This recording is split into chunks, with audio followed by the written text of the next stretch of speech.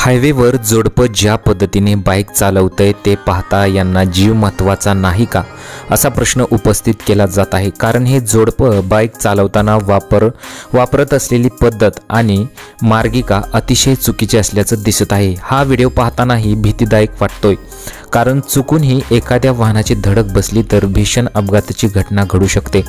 व्हिडिओत तुम्ही पाहू शकता की एक जोडपं महामार्गावरून भरधाव बाईकनं जात आहे, पण बाईक सरळ उलट्या मार्गानं वेगानं पळवत नेली जात आहे। महामार्ग असल्यानं समोरूनही वाहने वेगाने येत आहेत, मात्र जीवाची पर्वा न करता ते जोडपं या सर्व वाहनातून रस्ता काढून वेगाने उलट दिशेने पुढे जाते। यावेळी एकही चूक ज्यावर बेतू शकली असती, मात्र त्याची पर्वा न करता बाईक स्वार आरामात जाताना दिसतोय। धक्कादायक बाब म्हणजे बाजूने एक RTOची कार देखील पास होते, मात्र त्यांचेही या प्रकाराकडे लक्ष गेले नाही।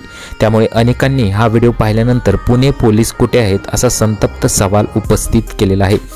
त्याचबरोबर अनेकांनी वेगवेगळ्या प्रतिक्रिया या व्हिडिओवरती दिलेल्या आहेत।